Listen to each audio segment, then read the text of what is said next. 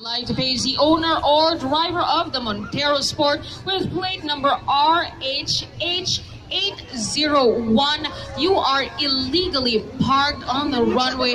Please attend to your vehicle before we are forced to remove it. Thank you very much for your cooperation. And now we can see a whole lot more balloons already up into the sky. They're already taking shape now, firing up those propane burners, getting that temperature up to the temperature it needs to be in order to float up into the sky.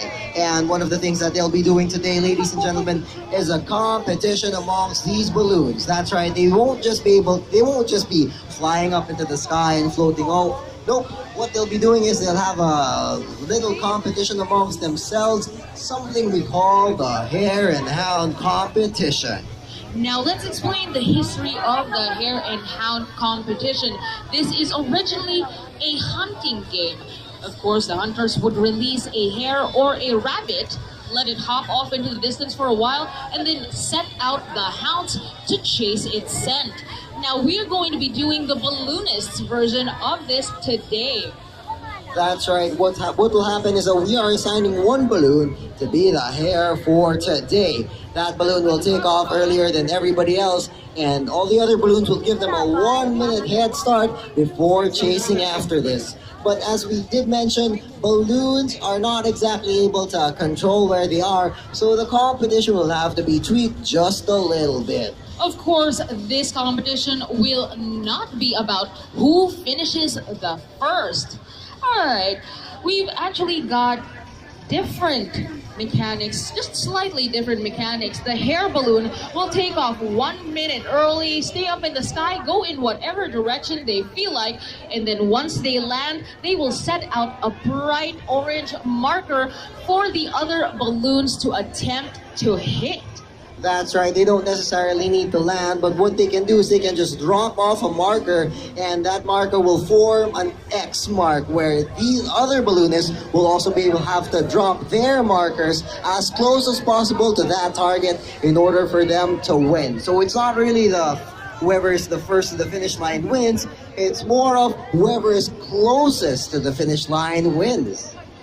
All right, we've got a whole lot more balloons up in the sky, and if you can already see the bright pink balloon goes towards the north side, this is actually the back of the balloon facing you. Those who are here on the south side might have already gotten a peek of who exactly we've got here. This is actually Nelly B from Belgium. We've got Peter Van Overwald and Philip Audenaire piloting her.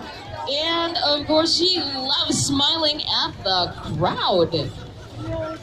Once again, we would like to call the attention to the owner of the Montero Sport with a plate number RH801, RH801. Kindly move your Montero as soon as possible. Otherwise, well, we've got a whole lot of chase crews right here. I'm sure they're ready to tow your vehicle all the way to the impound lot. Once again, the owner of the vehicle, RHH801, kindly move your vehicle now because one of the balloons cannot inflate due to your vehicle obstructing them. Back to the balloons. If we've got any dog lovers out in the crowd, then I'm sure you're going to like a Beagle Maximus. James Castle and Michael Hoover of New Mexico, USA are the masters of the world's biggest beagle.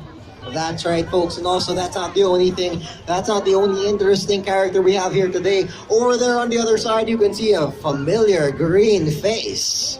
It looks like he's turning around to face our audience now. The force is strong with this one. He's actually keeping our winds down. Maybe that's why we've been having great weather every morning so far. That's right. This is the Master Yoda balloon being piloted.